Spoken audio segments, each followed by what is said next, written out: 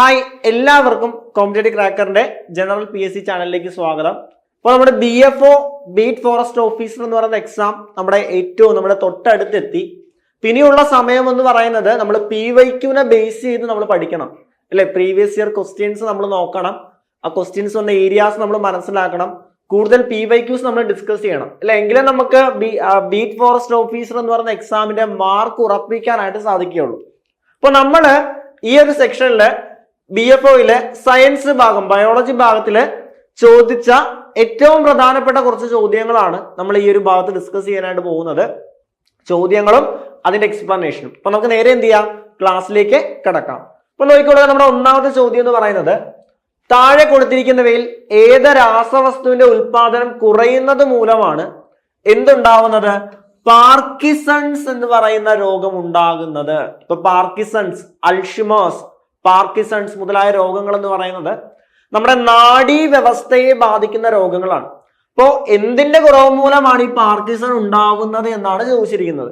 സ്വാഭാവികമായിട്ടും ഈ ഓക്സിൻ എന്ന് പറയുന്നത് ഒരു പ്ലാന്റ് ഹോർമോൺ ആണ്, അത് വരില്ല എന്നറിയാം അല്ലെ. പ്ലാന്റ് ഹോർമോൺ ആണ് ഓക്സിൻ. സസ്യങ്ങളിലെ വളർച്ചയെ സഹായിക്കുന്ന, അതായത് കാണ്ഡത്തിന്റെയും വേരിന്റെയും വളർച്ചയെ സഹായിക്കുന്ന ഒരു സസ്യ ഹോർമോൺ ആണ് ഓക്സിൻ. അതുകൊണ്ട് ഓക്സിൻ വരില്ല. അടുത്തതാണ് തൈറോക്സിൻ എന്ന് പറയുന്നത്. അത് ഹ്യൂമൻ ബോഡി പ്രൊഡ്യൂസ് ചെയ്യുന്ന ഹോർമോൺ ആണ് അല്ലെ. നമ്മുടെ തൈറോയ്ഡ് ഗ്ലാൻഡ് സെക്രീറ്റ് ചെയ്യുന്ന തൈറോക്സിൻ ആണ് അല്ലെ. അപ്പൊ തൈറോയ്ഡ് ഗ്ലാൻഡ് തൈറോക്സിൻ സെക്രീറ്റ് ചെയ്യണമെങ്കിൽ അവിടെ അയഡിൻ ആവശ്യമാണ്, അയഡിൻ അല്ലെ. അപ്പൊ അയഡിന്റെ കുറവ് മൂലം അയഡിൻ ആവശ്യമാണ്. ആ അയഡിന്റെ കുറവ് മൂലം ഉണ്ടാകുന്ന രോഗം ഏതാണെന്ന് ചോദിച്ചു കഴിഞ്ഞാൽ അത് നമുക്കറിയാം. അയഡിന്റെ കുറവ് മൂലം ഉണ്ടാകുന്ന രോഗമാണ് ഗോയിറ്റർ എന്ന് പറയുന്നത്. ഗോയിറ്റർ അല്ലെ, ഗോയിറ്റർ എന്ന് പറയുന്നത് നമ്മുടെ തൈറോയ്ഡ് ഗ്ലാൻഡ് വലുതാകും അല്ലെ. തൈറോയ്ഡ് ഗ്ലാൻഡ് വലുതാകും, ആ അവസ്ഥയാണ് നമ്മൾ ഗോയിറ്റർ എന്ന് പറയുന്നത്. ഗോയിറ്റർ എന്ന് പറയുന്നത് അയഡിന്റെ കുറവ് മൂലം തൈറോയ്ഡ് ഗ്ലാൻഡ് എൻലാർജ് ചെയ്യുന്നു, വലുതാകുന്നു, ആ അവസ്ഥയെ നമ്മൾ വിളിക്കുന്ന പേര് ഗോയിറ്റർ. അപ്പൊ അതും വരില്ല. പിന്നീടാണ് അസറ്റൈൽ കൊളൈനും ഡോപ്പാമിനും എന്ന് പറയുന്നത്. ഈ അസറ്റൈൽ കൊളൈനും ഡോപ്പാമിനും എന്ന് പറയുന്നതാണ് ന്യൂറോ ട്രാൻസ്മിറ്ററുകൾ എന്ന് പറയുന്നത്. രണ്ട് ന്യൂറോണുകൾക്കിടയിലൂടെ ആവേഗങ്ങൾ കടന്നു പോകുമ്പോൾ ആ ആവേഗങ്ങളുടെ പ്രസരണ വേഗത എല്ലാം വർദ്ധിപ്പിക്കാൻ സഹായിക്കുന്ന ഒന്നായിട്ടാണ് ഈ ന്യൂറോ ട്രാൻസ്മിറ്ററുകൾ ആക്ട് ചെയ്യുന്നത്.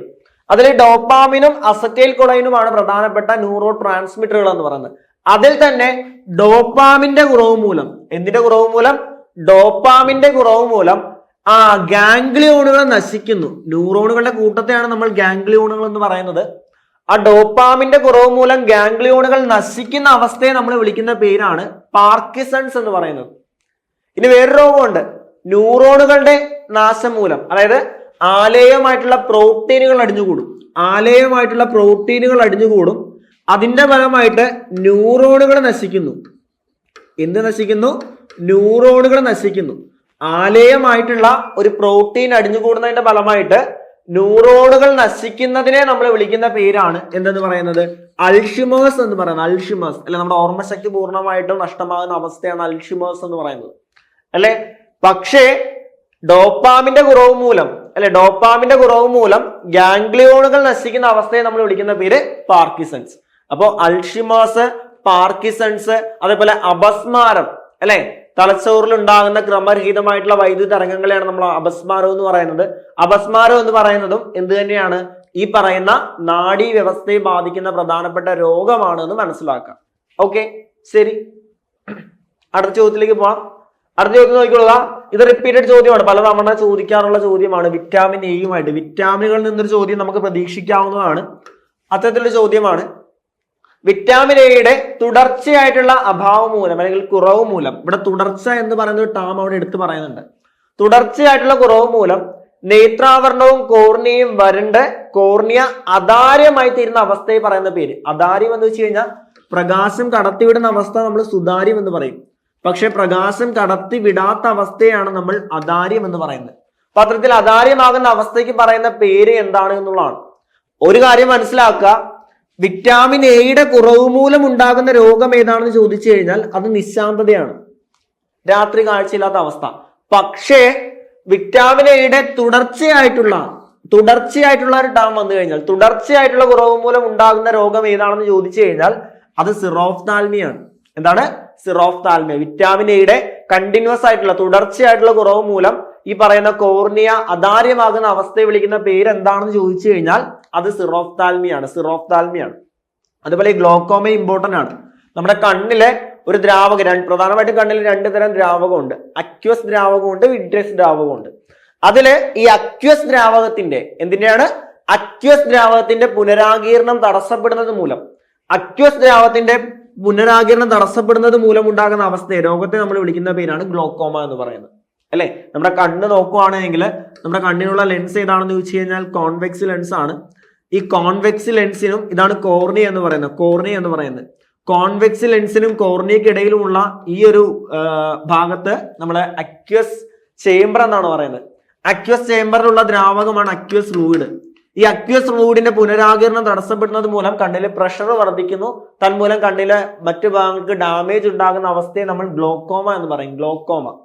പിന്നീട് ഈ ഒരു ഭാഗമാണ് വിട്രിയസ് ചേംബർ എന്ന് പറയുന്നത്.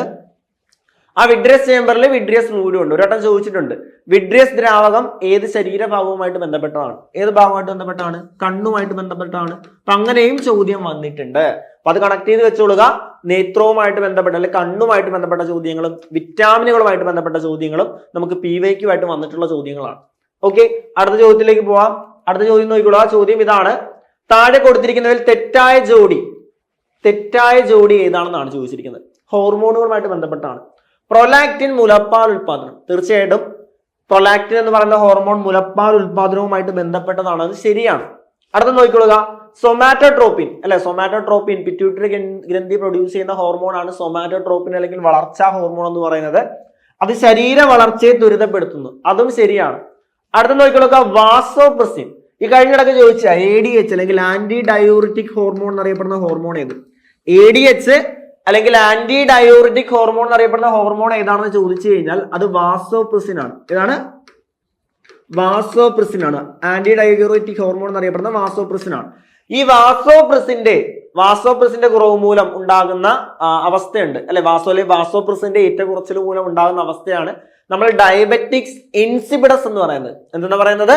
Diabetes insipidus. ഡയബറ്റിസ് മെലിറ്റസും ഉണ്ട്, ഡയബറ്റിസ് ഇൻസിപിഡസും ഉണ്ട്. അതിൽ ഡയബറ്റിസ് ഇൻസിപിഡസ് എന്ന് പറയുന്നത് വാസോപ്രസിന്റെ ഏറ്റക്കുറച്ചിലുമായിട്ട് ബന്ധപ്പെട്ട് യൂറിനിലൂടെ അമിതമായിട്ട് ജലം പുറന്തള്ളുന്ന അവസ്ഥയാണ് ഡയബറ്റിക്സ് ഇൻസിപിഡസ് എന്ന് മനസ്സിലാക്കുക. ഓക്കെ, വാസോപ്രസിൻ പുരുഷന്മാരുടെ വൃഷണങ്ങളുടെ പ്രവർത്തനത്തെ ഉത്തേജിപ്പിക്കുന്നു എന്ന് പറയുന്നത് അത് തെറ്റായിട്ടുള്ള സ്റ്റേറ്റ്മെന്റ് ആണ് അല്ലെ. അടുത്ത നോക്കിയുള്ള ഗൊണാഡോട്രോപ്പിൻ എന്ന് പറയുന്നത് ജലത്തിന്റെ പുനരാഗിരണത്തിന് സഹായിക്കുന്നു. അതും തെറ്റാണ്. ആക്ച്വലി ഓപ്ഷൻസ് മാറിയായിരുന്നു വരേണ്ടത്. ജലത്തിന്റെ പുനരാഗിരണത്തിന് സഹായിക്കുന്നത് വാസോപ്രസിനും അതേപോലെ പുരുഷന്മാരുടെ വൃഷണവും പ്രവർത്തനവുമായിട്ട് ബന്ധപ്പെട്ടിരിക്കുന്ന ഗൊണാഡോട്രോപ്പിനുമാണ് അല്ലെ. അപ്പൊ ഈ 2 ഓപ്ഷനുകളാണ് തെറ്റായിട്ടുള്ളത്. 3, 4 ആണ് തെറ്റായിട്ടുള്ളത്. ഓക്കെ അല്ലെ. അപ്പൊ ഹോർമോണുകളിൽ നിന്ന് പലതവണ റിപ്പീറ്റഡ് ചോദ്യങ്ങൾ വരുന്നുണ്ട്. ഓക്കെ, അടുത്ത ചോദ്യത്തിലേക്ക് കടക്കാം. ചോദ്യം ഇതാണ്: RNAയിൽ കാണപ്പെടുന്ന നൈട്രജൻ ബേസ് ഏത്? അല്ലെ, നമ്മുടെ ജെനറ്റിക്സുമായിട്ട് റിലേറ്റ് ചെയ്ത ചോദ്യമാണ്. നൈട്രജൻ ബേസുകൾ എന്ന് പറയുന്നത് അഡിനിൻ ഉണ്ട്, തൈമിൻ ഉണ്ട്, ഗ്വാനിൻ ഉണ്ട്, സൈറ്റോസിൻ ഉണ്ട്. അഡിനിൻ, തൈമിൻ, ഗ്വാനിൻ, സൈറ്റോസിൻ അല്ലെ. ഇതാണ് DNA കാണപ്പെടുന്നത്. Adenine, thymine, guanine, cytosine. DNA കാണപ്പെടുന്ന അഡിനിൻ, തൈമിൻ, ഗ്വാനിൻ, സൈറ്റോസിൻ ആണ്. അതിൽ അഡിനിനും ഗ്വാനിനും നമ്മൾ ഒറ്റ പേര് വിളിക്കും, പ്യൂരിൻസ് എന്ന് വിളിക്കും. തൈമിനും സൈറ്റോസിൻസും നമ്മൾ പൈരമിഡീൻസ് എന്ന് വിളിക്കും. ഈ പ്യൂരിൻസ് എപ്പോഴും പൈരമിഡീൻസുമായിട്ട് മാത്രമേ പെയർ ചെയ്യത്തുള്ളൂ. അതുകൊണ്ട് തന്നെ അഡിനിൻ തൈമിനുമായിട്ടും ഗ്വാനിൻ സൈറ്റോസിനുമായിട്ടുമാണ് പെയർ ചെയ്യുന്നത് അല്ലെ. അഡിനിൻ എപ്പോഴും തൈമിനുമായിട്ട് മാത്രം. അഡിനിൻ തൈമിനും ഭയങ്കര ഫ്രണ്ട്സ് ആണ്, അവർ എപ്പോഴും ഒരുമിച്ച് ഇരിക്കത്തുള്ളൂ. ഗ്വാനിനും സൈറ്റോസിനും മാത്രമായിട്ടാണ് എപ്പോഴും പെയർ ചെയ്യുന്നത്. ഇതാണ് DNA കാണപ്പെടുന്ന നൈട്രജൻ ബേസ്. പക്ഷെ RNAയിലേക്ക് വരുമ്പോൾ അഡിനിൻ ഉണ്ട്, പക്ഷെ അവിടെ തൈമിൻ കാണത്തില്ല. തൈമിന് പകരം അവിടെ ആരാ ഉള്ളത്? യുറാസിനാ ഉള്ളത്. അഡിനിൻ, തൈമിന് പകരം യുറാസിൻ, ബാക്കി പറഞ്ഞ ഗ്വാനിൻ, സൈറ്റോസിൻ അല്ലെ. ഇങ്ങനെയാണ് RNAയിൽ കാണപ്പെടുന്ന നൈട്രജൻ ബേസ് എന്ന് മനസ്സിലാക്കാം. ഇവിടെ ചോദിച്ചിരിക്കുന്ന RNAയിൽ കാണപ്പെടാത്ത നൈട്രജൻ ബേസ് എന്നാണ് അല്ലെ. അഡിനിൻ RNAയിൽ ഉണ്ട്, തൈമിൻ RNAയിൽ ഉണ്ടോ? തൈമിൻ RNAയിൽ ഇല്ല. തൈമിന് പകരം അവിടെ യുറാസിനാണ് RNAയിൽ ഉള്ളത്. അപ്പൊ ആൻസർ ഓപ്ഷൻ B ആണ് അല്ലെ. B ആണ്. RNAയിൽ കാണപ്പെടാത്ത നൈട്രജൻ ബേസ് ആണ് ചോദിച്ചിരിക്കുന്നത്. തൈമിൻ കാണത്തില്ല, യുറാസിൻ അവിടെ ഉണ്ട് RNAയിൽ. അഡിനിൻ ഉണ്ട്, സൈറ്റോസിനും ഉണ്ട്. കാണപ്പെടാത്തത് ഏതാണെന്ന് ചോദിച്ചു കഴിഞ്ഞാൽ അത് തൈമിനാണ്. ഒന്നുമില്ല, DNAയിലെ adenine, thymine, guanine, cytosine 4 nitrogen base. പക്ഷേ RNA-യിലേക്ക് വരുമ്പോൾ അവിടെ തൈമിൻ കാണത്തില്ല.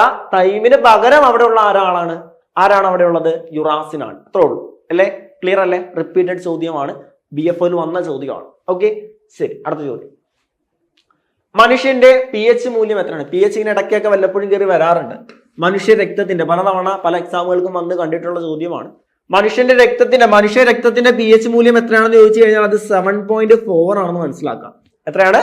7.4 ആണ് ഹ്യൂമൻ ബ്ലഡ് അല്ലെങ്കിൽ മനുഷ്യ രക്തത്തിന്റെ pH മൂല്യം. ഒന്ന് കണക്ട് ചെയ്ത് വെച്ചോളൂ കേട്ടോ. പിന്നെ ഒരു ചോദ്യം അങ്ങനെ വരുവാണെങ്കിൽ നമുക്കവിടെ തെറ്റിക്കല്ലോ. Okay, next നോക്കിക്കോളുക. അപ്പൊ നോക്കിക്കോളുക, നമ്മുടെ അടുത്ത ചോദ്യം എന്ന് പറയുന്നത് രക്തം കട്ടപിടിക്കാൻ സഹായിക്കുന്ന ഘടകങ്ങൾ ഒഴിവാക്കിയിട്ടുള്ള പ്ലാസ്മയെ വിളിക്കുന്ന പേരെന്താണ് എന്നുള്ളതാണ്.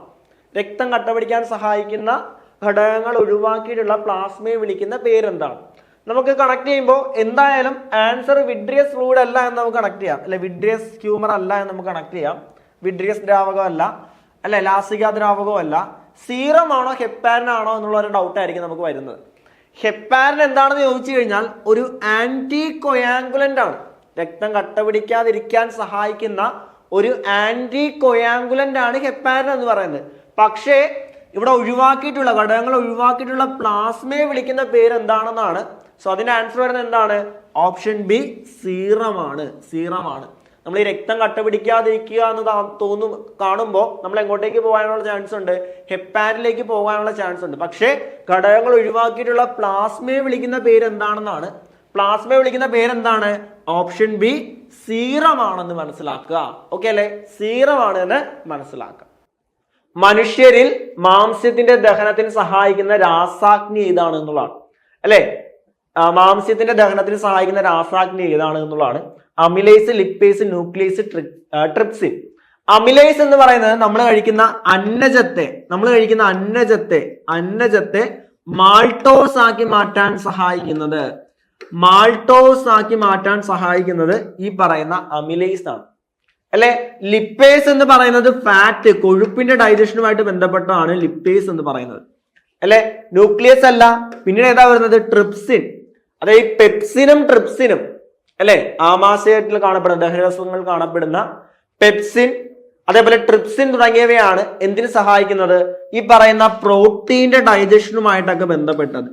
പ്രോട്ടീൻ ഡൈജഷനുമായിട്ട് ബന്ധപ്പെട്ട ദഹനരസങ്ങൾ, രാസാഗ്നികൾ ഏതൊക്കെയാണെന്ന് ചോദിച്ചു കഴിഞ്ഞാൽ അത് പെപ്സിനും ട്രിപ്സിനുമാണ്. ഏതൊക്കെയാണ്?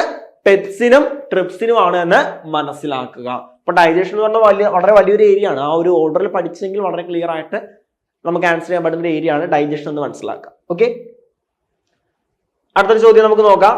താഴെ തന്നിട്ടുള്ള സൂചകങ്ങളിൽ നിന്ന് ഏത് രോഗമാണ് പ്രോട്ടോസോവ ഇനത്തിൽപ്പെടുന്ന രോഗകാരികൾ മൂലം ഉണ്ടാകുന്നത്? പ്രോട്ടോസോവ, അസ്കാരിയാസിസ് എന്ന് പറയുന്നത് വിരകൾ പരത്തുന്ന രോഗമാണ്, അല്ലെ? വിരകൾ പരത്തുന്ന രോഗമാണ്. അതുകൊണ്ട് അതല്ല, അല്ലെ?